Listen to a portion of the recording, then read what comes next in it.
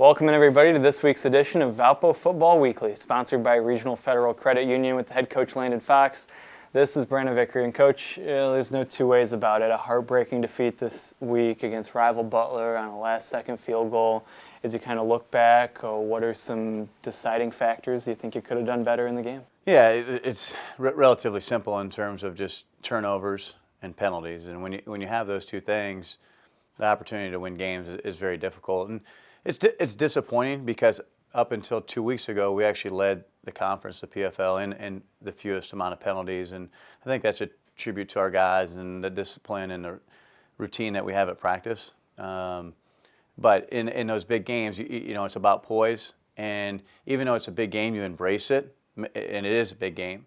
However, once it does start, then it just becomes a football game. You got to remember that and not try to overdo things. And I give credit to our guys at the same time. We're -2 and still have an opportunity to win the game. And very few times will that happen. And unless you're just just so much more talented than the other team, you know, usually if that's the case, you're not giving yourself much of a chance. Well, on the positive side, early in the season, the scores were mostly lopsided. In recent weeks, they've been competitive. You put yourself and giving yourself a chance to win. Now, the obvious next step for the program is winning those close games. 3 weeks in a row now, close losses. What are the keys to being a team that wins in those spots? Yeah, so Brandon, that's something as a new staff and something I talk to the guys a lot about, that you have an opportunity to beat Dayton. You know, you have Davidson, two of the better teams in our league, where we have a chance to win, and then Butler and Morehead State. So those are positives. And quite frankly, we may have played San Diego better than anybody in the league. And so those are pluses for us. However, I think what we need to continue to develop is a mindset of playing 60 minutes, because that's hard to be able to play 60 minutes of football.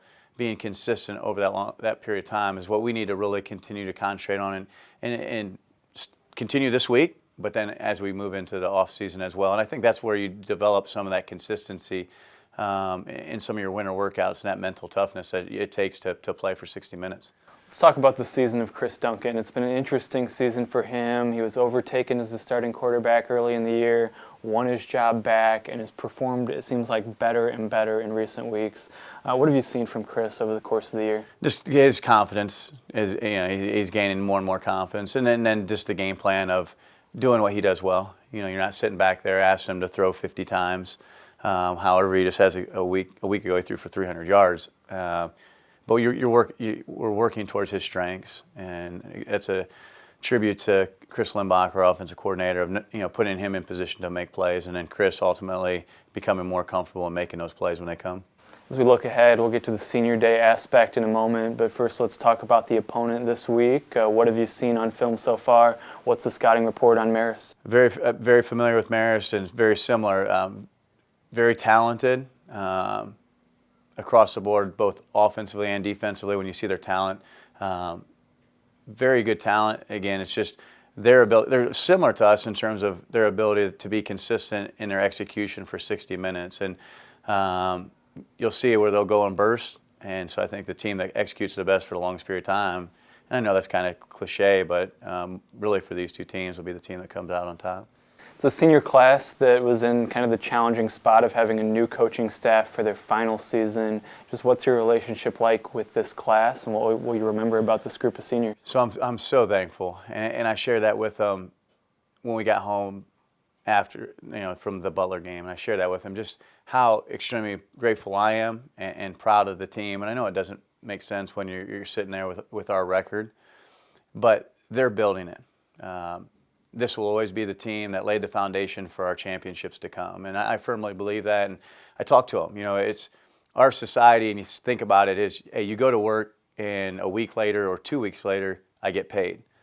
Well, that's not the case, and that's not life necessarily, where you get that paycheck in a week. The work that they've put in, it will pay off. It's just maybe not in the time that they want, but when they come back, they'll know that they laid the foundation for big things to come. And I just firmly believe that, and I'm excited about it. And so I'm very, very thankful and grateful for what they've done for this program and been very accepting of myself and the staff. Very well said. There is the head coach, Landon Fox. One more game this season. It's senior day on Saturday, and a chance to send that aforementioned senior class out with a win. It starts at 1 o'clock at Brownfield against Marist. And for all the latest in Valpo football, check out valpoathletics.com.